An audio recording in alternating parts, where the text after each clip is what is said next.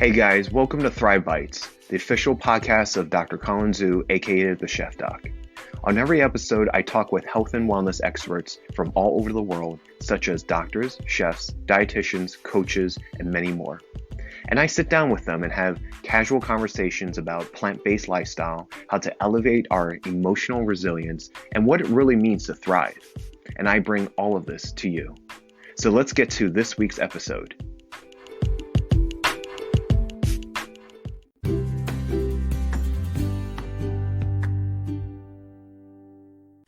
Okay, guys, well, welcome to another episode of Thrive Bites. I'm your host, Colin Zhu, and thank you for listening in. Today, I have a awesome guest for you today. His name is Ian Cramer. Hi, Say hi to thanks for everyone, having Ian. me, Colin. You and I, I actually started with Ian on his podcast. We were just looking this up. I was like, what, episode 39 or something like that? Yeah, it just really felt like ages ago. So for those of you who don't know who Ian is, he is a allied healthcare professional with degrees in kinesiology and athletic training. By day, he's a public lecturer, and he produces his own interview-based podcast called the Ian Cramer Podcast. It's a very good podcast. There's a great array of guests on his platform. And a little bit about him, he's very into fitness since June 2015. Him and a group of friends rode in the Race Across America, and they collectively completed 3,200-mile journey in 7 days, 16 hours, and 27 minutes. So he attributes his training and racing all on a plant-based diet. So I really enjoy your story and your background. And I think, how we want to start this off is, we want to be able to bring our guests kind of like a snippet of how our guests kind of come about. For you, what was point A to point B for you? What kind of inspired you, to get to this moment of being a public lecturer? I know that you go all around your community and give talks. You live a very well in-depth plant-based lifestyle. But how did you, how did you get here? So I would say the point of origin was in 2012, I think it is, January of 2012. I saw the movie Forks Over Knives. I received it as a Christmas present, and I watched it and was very impressed. I watched it 2 times in a row because I just didn't think that food could have that big of an impact on our health. And before that point, I had been an athlete all my life. I can remember when I was in kindergarten, I broke my leg, coincidentally, riding a bike. And when I had this huge leg cast on and I was in my wheelchair, I can remember hitting wiffle balls in the backyard with a bongo bat in my wheelchair. So I grew up playing all kinds of sports. I was a 9-letter varsity athlete in high school: soccer, basketball, and baseball. And so sports have always been a part of my life. And where the cycling fits in as sort of the plant-based cyclist is my kind of pseudonym online is in high school, a friend of mine invited me out to ride on these are called rails to trails, where they take old railroad beds and convert them into flat trails, walking trails, running trails. And he said, let's go for a ride. So we went, and I really liked it, and I kept doing it. And I bought my first real mountain bike, and that didn't last too long because I only rode it on the road. And so I bought my first road bike, and then I really started riding and racing competitively when I was in grad school at the time when I watched Forks Over Knives. So the cycling and the Forks Over Knives kind of converged. And prior to Forks Over Knives, I had certainly had an idea that food played a role in athletic performance. And so watching Forks Over Knives not only solidified the fact that I can possibly improve my athletic performance by eating even better and more plant-based, but also try to help people and spread this message of the fact that what we eat plays a huge role in chronic diseases of today that unfortunately we only, for most of them, we see increasing. And so that's kind of where my plant-based advocacy came from. I think that's great. For my patients, whenever I see them in the clinic, and, I do family practice, so mainly like primary care, I usually give them, one or two references. I tell them, here's a bunch of handouts. I'll go over things with them, teach them things, right? And then I have online resources. And then the two documentaries I recommend are Forks Over Knives, and now we have, the Game Changers, So for those of the audience members who haven't seen Forks Over Knives, give us a snapshot of what that was for you, and how does that compare to other documentaries? So Forks Over Knives takes a look at basically the role of diet and lifestyle in the chronic diseases of today. And the reason why it resonated with me is because I'm very data-driven and evidence-driven, and it brought many doctors, I think Caldwell Esselstyn and T. Colin Campbell and a few others too, and Terry Mason. I'm thinking back to my podcast and who I've interviewed from Forks Over Knives. I think Pam Popper was on there too. And basically these medical professionals are all saying the same thing, that many of these chronic diseases are caused by diet and lifestyle. So I guess in a nutshell, that is what Forks Over Knives is all about. But it's like an hour-and-a-half movie, and there's much, much more. So I'd recommend anyone who's plant curious or who want to learn more, certainly watch that movie. And I guess to your second question, what makes it different than other movies out there? Because you have like What the Health, and you have all these other ones, and it's similar to how when people are looking at health information, they go straight to Dr. Google, and you have no idea what's out there. And you would presume documentaries are similar, right? So how would you say to the average lay person or someone who doesn't really have an in-depth health background, kind of pick and choose? Well, yeah, I mean, that's a good question. I would say What the Health and Cowspiracy, which were both made by the same kind of director and producer, I see them as certainly net positives for the movement. I sort of see them as a little bit more rough around the edges, and they're a little bit more edgy, I think, and a little bit more emotionally driven. And some would say, well, so I guess if we compare that to Forks Over Knives, I think Forks Over Knives is less emotionally driven and more driven by evidence. Now, granted, does that mean that What the Health and Cowspiracy have zero evidence? No. And I think I give them a lot of credit for, I've gone to their website, I think in particular Cowspiracy's website, to get citations if let's say I'm writing a blog article on the impact of animal agriculture on kind of the planet. I go to them and find resources. So I think their movies are very evidence-driven as well. Now, something that maybe just to branch off on, and maybe I want to get your take on this too, is I've read, I want to try to keep an open mind, a very, very open mind. Although I am very pro plant-based, whole foods plant-based, I'm interested in learning what other people have done to impact their health. And so with that, I certainly watched The Game Changers when it first came out in theaters, I think back in September. And it recently came out on Netflix, as I'm sure you know. And I read several reviews by kind of prominent nutrition researchers and PhDs on social media. And one of the criticisms of The Game Changers was that it was very emotionally driven, and that there were, there wasn't, it was cherry-picked evidence. And I guess I would push back against that, but I'm curious as to, and I know you're the interviewer, not me, Colin, but I'm curious as to get your take on The Game Changers, and to get you to answer this question too, because I'm always looking to learn. What do you think about The Game Changers and the evidence for that? Well, the thing is that, I watched it in the theaters, and, I actually, before it came out on Netflix, downloaded on iTunes and all that.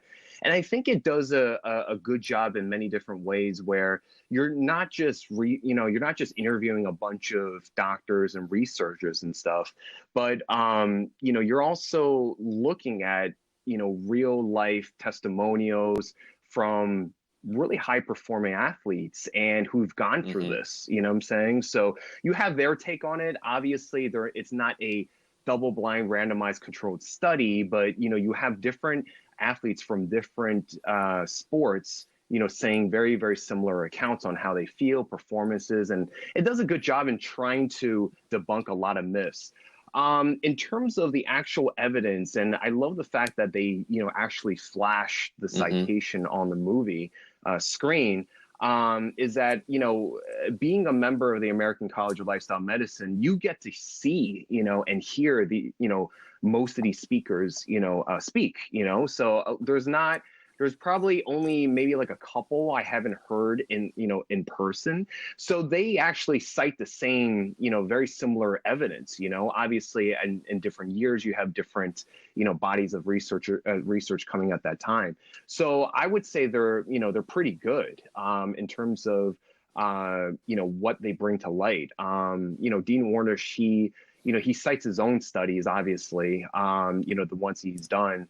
And then you have Scott Stoll, you have Esselstein. So you have a good variety of people bringing in their stuff, their own package, if you will. So I see very similar, to answer your question, very, very similar evidence, in presentations, in live. So, and the thing is that it's not for a movie theater going audience. It's people, we're talking about health professionals that go to get continuing medical education. And in the American College of Lifestyle Medicine, it's not just physicians. You have nurses, nurse practitioners, RDs, all other kinds of healthcare professionals. So they're going there for continuing education as well. So again, it's very, very, very, very similar, bodies of evidence that we're using. So, but so great question. So for you, did you feel any differences in terms of your athletic journey and performance before and after you went plant-based? Thinking back on it now, I would like to be as transparent and honest as I can. And so perhaps there was a difference in recovery. I felt that I recovered a little bit quicker once I got more of the processed junk foods out and in favor of more antioxidant-rich and nutrient-rich whole plants. And another difference I noted, which again you can think of as very, very important, not only for the layperson but also for the athlete, is I noticed my sleep getting a lot better. Eating more unprocessed, unrefined whole plants. And so faster recovery and better sleep as a whole certainly led to me feeling better on the bike. And then if you combine that with, if you were to do a study, if you were to look back and track my macronutrients before going plant-based and after going plant-based, I would say my carbohydrate consumption went up. So which kind of directly correlates to endurance. So I felt that I feel that helped me get through my 3 or 4 or 5 hour bike rides when I was in grad school for training. And so I would say certainly I saw a difference in my performance and recovery going plant-based. Did you, so going on to your endurance, did you feel like your stamina and also your endurance got better with all this? I would say yes, but I think, again, I want to preface this by saying this is just my feelings and this is an N of 1 experiment. But I think if I made the claim that my endurance got better and my performance got better at a quicker rate relative to before when I was not plant-based, I think you can find this evidence in the literature saying that eating more carbohydrates will increase your endurance for endurance athletes. Better sleep will help your recovery. Eating more whole, unrefined plant foods will decrease inflammation, will increase the rate of recovery. Right. So I would say, it wasn't, what we hear a lot in this realm, Colin, is, oh, I lost 150 pounds eating plant-based. That was never me. I didn't have 150 pounds to lose. I will say that a nice side effect to increase my power to weight ratio on the bike was I probably did lose about 10 or 15 extra pounds.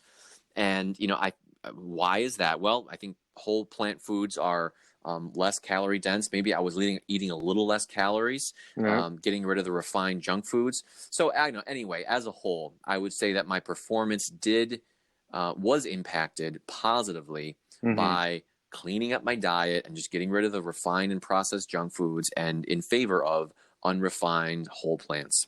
Yeah. And I think it's important to note for our audience members is that, everyone is a unique, body and individual. Your metabolism is going to be different. Your genetic makeup is going to be different.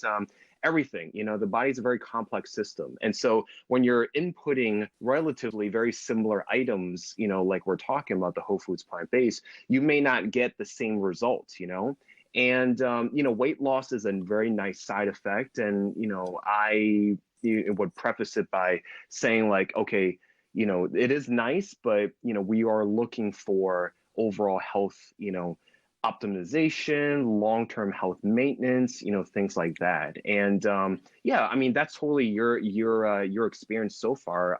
And I think that's great. So,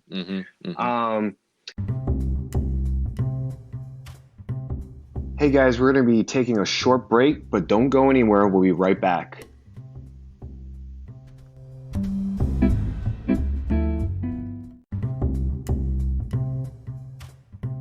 Welcome back to Thrive Bites. Let's get back to the interview. Let's talk about a little bit about your message. You have done a really good job in terms of trying to talk to your community members about, the plant-based lifestyle, from your accounts. What has been, people's reaction, when, they hear you speak or the topics that you touch upon? And, what are some of the common misconceptions that you come across? Well, I would say that my audience, when I present to local high schools or local community centers, a lot of local libraries, my audience is very biased towards being curious already towards plant-based nutrition. So it really isn't a representative sample of the population as a whole. These people are already, maybe they have heard about it through a movie or read a book or heard about a plant-based diet through whatever source. And they see that coming up in a month at this library, there's, Ian Cramer speaking on plant-based nutrition. So they're already curious. What's their reaction? I mean, their reaction is generally very, very positive. I would say in 65 plus public presentations in the last couple of years in my area, I've only gotten about 1 or 2 people to be very, very critical of what I was talking about. And I got the sense that they just happened to walk into the library coincidentally, and they saw that I was presenting, and they sit way near the back. And then when it's open for questions and answers, they raise their hand, and then they ask a question, but then they're very critical of my answer, which is fine. I welcome constructive criticisms, but in general, people's reactions are very positive. Their eyes are open to the fact that food is very powerful. And then, I just try to give them some, applicable tips at the end on how they can incorporate plant-based nutrition into their lifestyle. So very, very positive, I would say, as a whole. And then the misconceptions, I love the Q&A at the end that I have. And some common questions that I've been getting in the Q&A are questions around like fish. Like, I thought fish was healthy.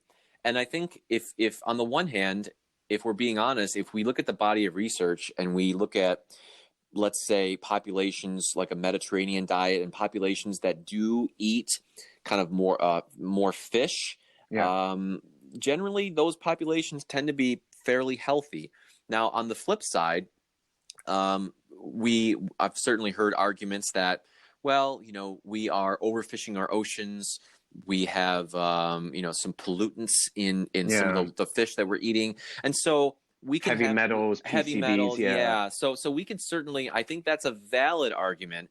And in the scheme of things, I think, again, we can talk about this later, but in the scheme of things, if you want to eat 90% whole foods, plant-based, and have a piece of fish once a week, it's not going to cause heart disease. And you're going to be 1,000,000 times healthier than you were before eating a standard American diet. So I guess misconception one, or common question one, is kind of on fish. I would say I get the protein question pretty often. Things like questions on yogurt as well. So, I mean, I guess the main misconception that I try to dispel is kind of along the same lines as the game changers, is that you do not need these animal products to thrive, as your podcast is about. You certainly can in small quantities. I guess I would encourage one of my taglines is greatly reduce or eliminate foods, because I try not to draw really, really hard lines.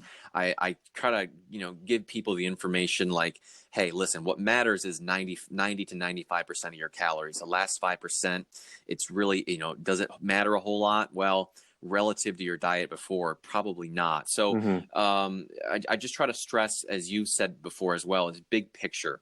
So, I guess ending this point on misconceptions, that the protein one is a big one, especially for people, adults, or sometimes I've had high school students there who are athletes who want to make sure that they're getting enough protein.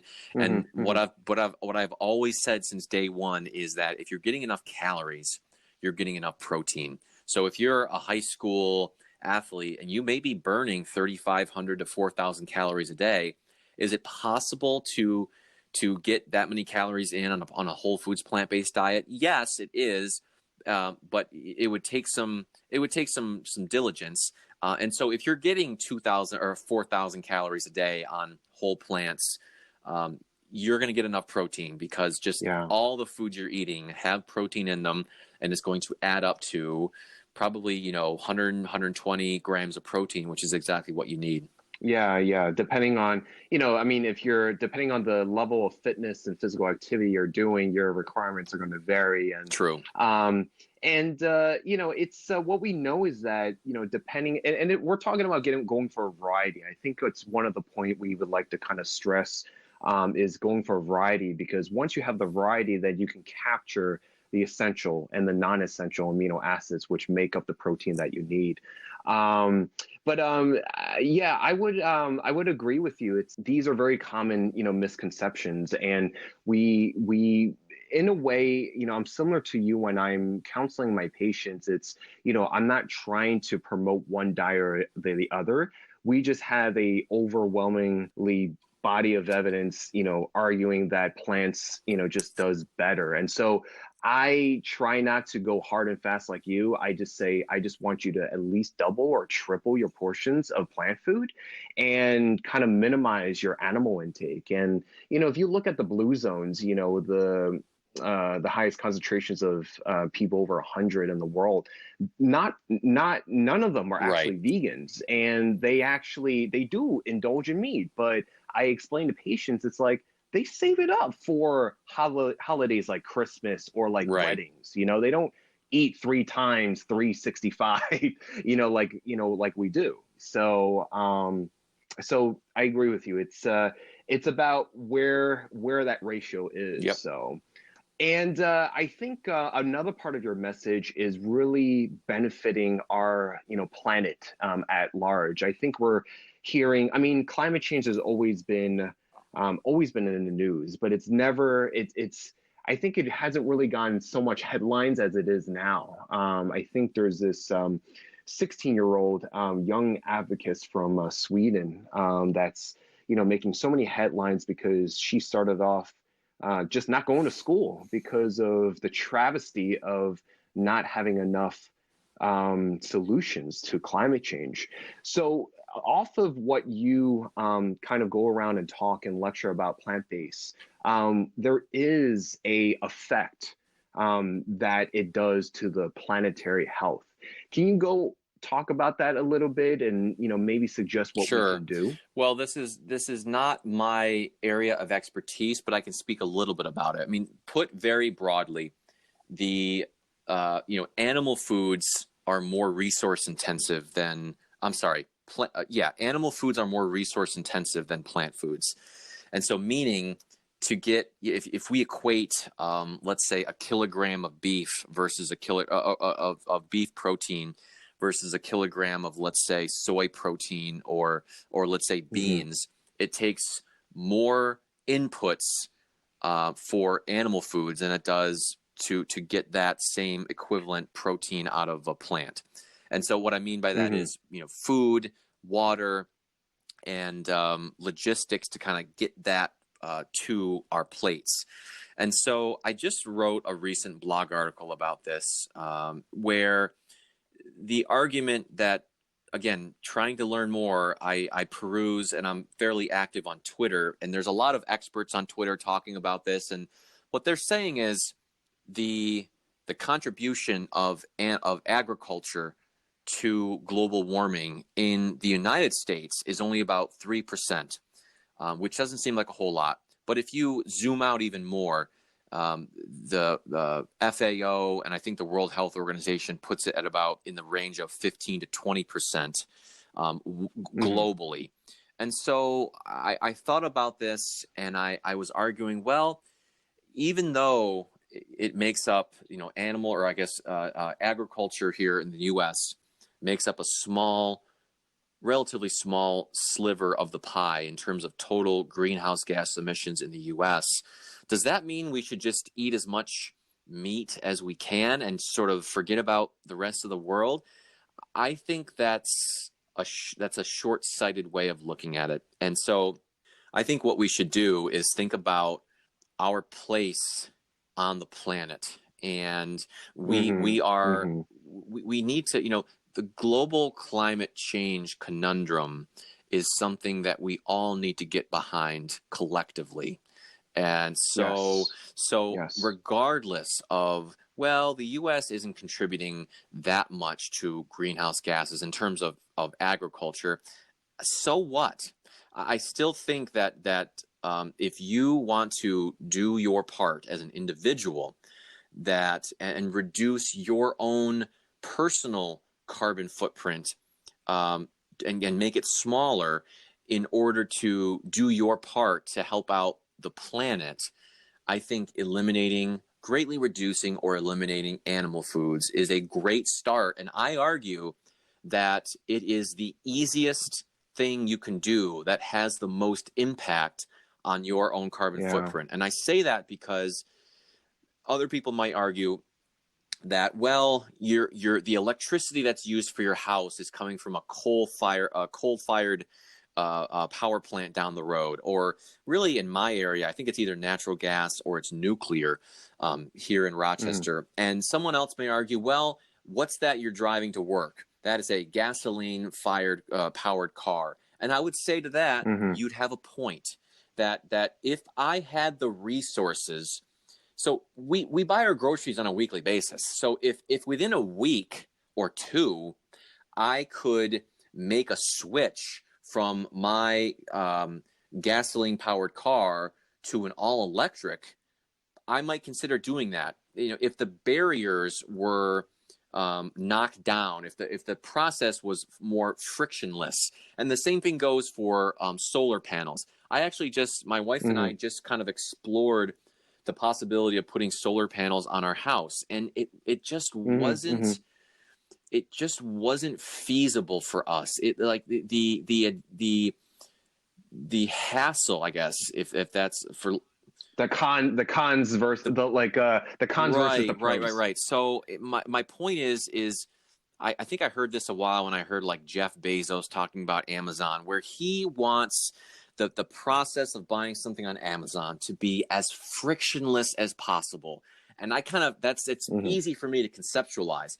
And so if you're a solar panel company or an electric car company, like I love Tesla. I love everything about what Elon Musk is doing. The problem is they're too expensive. And so that is a huge barrier in the way of someone like me, a middle class, family man, to buy a $50,000 or $30,000 electric car. So I hope that better options present themselves. And so getting back to my point is, I think the easiest thing that we can do immediately is to lower our carbon footprint, is to eat a more whole foods, plant-based diet. And I will even add to that is, I put a note here I put a note here of shopping at your local farmer's market, is try to get your produce more local, and do a Google search of how can I lower my carbon footprint, and try to implement those things. But again, I think beef and lamb, which are ruminant animals, are one of the biggest culprits of greenhouse gas emissions when you're talking about animal agriculture. So as a whole, we just need to eat more whole foods and less animal foods for lowering our carbon footprint. Yeah. No, thank you for that. I appreciate your points. And I also, agree as well. I mean, that is probably the quickest way, you know what I'm saying? But and there are a lot of variables, and I think a lot of barriers to this is, proper infrastructure, right? And this comes from the top, top up to top down, like for example, LA, if you're looking at the mass, the mass transportation, the availability of, subways and trains and all this stuff, it's not as efficient as, let's just say, New York City, you know what I'm saying? Or, anywhere in that area. So it's kind of like, you do what you can, you know what I'm saying? And going to your point about the, one of the naysayers is saying like, oh, it's a smaller percentage given the United States compared to globally. Well, we're looking at, I think they say 2050, the World Health Organization is going to estimate around 10 billion. Right. So it's like we're almost exponentially getting more and more people, on the planet, and there's not more land, you know what I'm saying? So we're going to be dwindling our resources. So we have to find more efficient ways of renewing, and recycling and reusing, energy sources, and lowering our, carbon footprint. Right. So yeah, I agree. And so I interviewed a guest for the podcast with the World Resources Institute, and her specialty was food sustainability. And she was talking about, by 2050, they're estimating 10 billion people, and how we've pretty much at this point maxed out our land use, that is basically that we can farm or that we can raise animals on. Hence the reason why we're cutting down, thousands of acres of forest in the Brazilian rainforest, tragically. And so if we think about, okay, we have to feed, let's say, roughly 2.5 billion people more than what we have right now. How do we do that? What's the most efficient way to bring healthy, nutritious calories to these people? And again, if you look at a number of calories per acre basis, I just don't think you can beat whole plant. You just can't beat plants. You can't beat it. I mean, so again, going back to my point of how animal agriculture is very resource intensive and not incredibly efficient. It is. So, I mean, I'm open to, again, this is an area where I want to learn more. I am not an expert. I'm open to other points of view, but I just don't think you can make an argument for feeding 10 billion people on a high meat ketogenic diet. It's just not going to work that way. Yeah. I mean, we have a hard time feeding people right now, let alone, another 30 years or something like that. It's very, very, it's just not feasible. So, but yeah, something needs to happen, and it needs to happen quick. So. Hey guys, we're going to be taking a short break, but don't go anywhere. We'll be right back.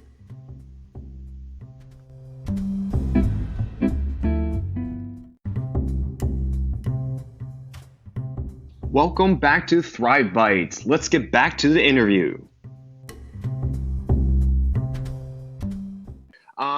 Ian, this has been great. I really appreciate your input and what you bring in the work that you do.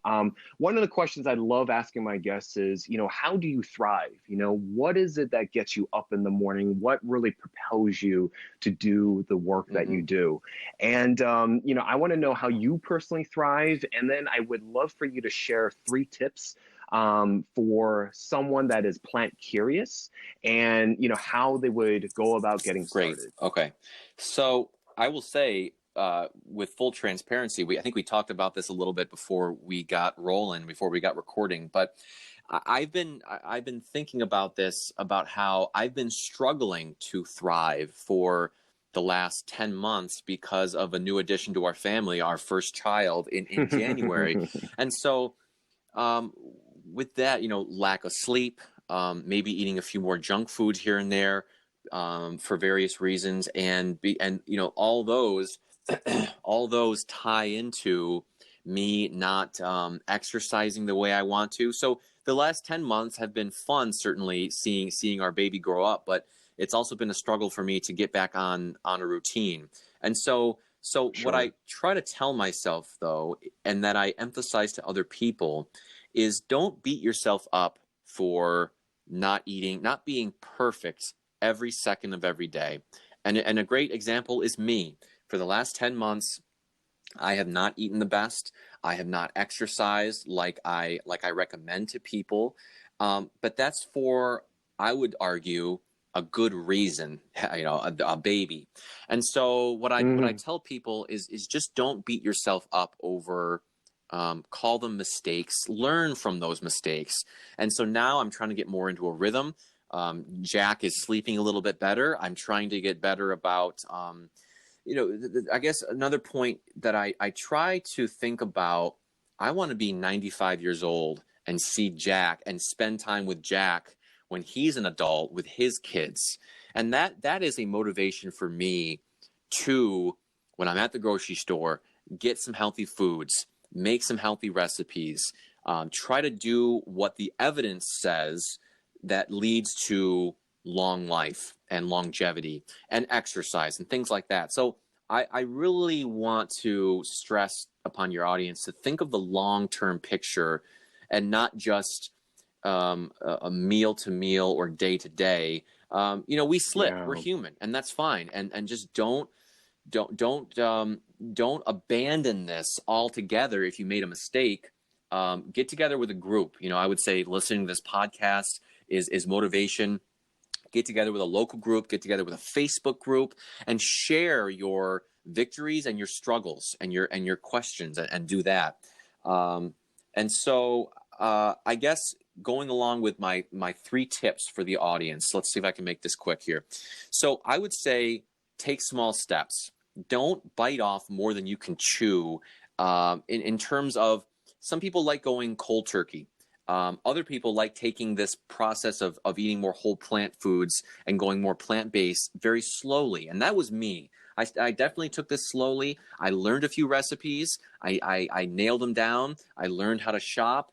I had a few hiccups in the road, but I learned a lot along the way. And I didn't go 100% diving into the deep end, which I would argue certain people can do that. Maybe certain people who have had a diagnosis of a chronic disease might need to go more diving into the deep end and do it quicker, but take small steps. Number 2 is, I guess, something you said before that I wrote, and I might even say it verbatim here, is you and your health are unique. What worked for someone else. You read a testimonial online of someone lost 150 pounds and here's what I ate. Well, what worked for that person might not work for you, based on a number of different factors. So particular foods, dietary patterns, or strategies might not work for you. So what I try to impress upon people is, here's the framework, and you fill in in between these data points, what kind of motivates you to get healthy, what foods you like, when you like eating. And so I think that's really important, is make it individual, because you are a unique person. And then the third thing I would just say is don't overthink it. Think very big picture about, okay, this is a whole foods, plant-based lifestyle. I should be eating more whole plants. Okay, very, like, the most boiled down you could possibly make it. I need to be eating more plants. Okay, what does that mean? Because I think people just think they overthink this. I mean, keep it simple. One of my go-tos after 8 years of being whole foods plant-based, or 7 years, is still brown rice with avocado and beans or lentils and some salsa, and boom, you have a meal, and on some salad greens. It's super simple, but it's super tasty, all whole foods. So keep it simple. Buy a cookbook if you want, but just think about big picture, being healthy for life, eating more whole foods, and don't beat yourself up if you make mistakes. I love it. I love it. Yeah, that's honestly the takeaway, is really, don't beat yourself up. Because it's sometimes for some people, it's a very dramatic, lifestyle change. And, we're not trying to impress upon, okay, if you can't go plant-based by tomorrow, this will happen. I mean, that's not the point. That's not the point. So, Ian, thank you so much for taking the time out. Really appreciate it. If the audience members are curious to look you up or to reach out to you, where can they go? So my website with all of my podcasts is plantbasedcyclist.com. There you can find my social media as well. If you want to reach out to me directly and say hello, I'm pretty active on Twitter. It's at Ian Cramer. I'm not so much active on Instagram, and that's at Ian M. Cramer. You're welcome to subscribe. And then my professional Facebook page is also Ian Cramer, and I like to do Facebook live sessions on Tuesdays at noon Eastern. But just go there and like the page and watch out for notifications for when I do these live sessions, just to connect with people and try to help people. But probably if people want to directly, I like Twitter for reaching out. Okay. And we'll definitely put those links into the show notes here after when it's done and it comes out. Great. So, all right, guys. Thank you, Ian. I love what you do, and we'll definitely keep in touch. Hey, guys, this has been another episode of Thrive Bites. Check back every week for a new episode, and we'll see you on the next one.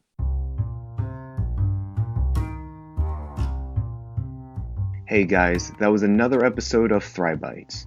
If you like that episode, please subscribe and follow weekly for new episodes. And don't forget to rate us on Apple Podcasts.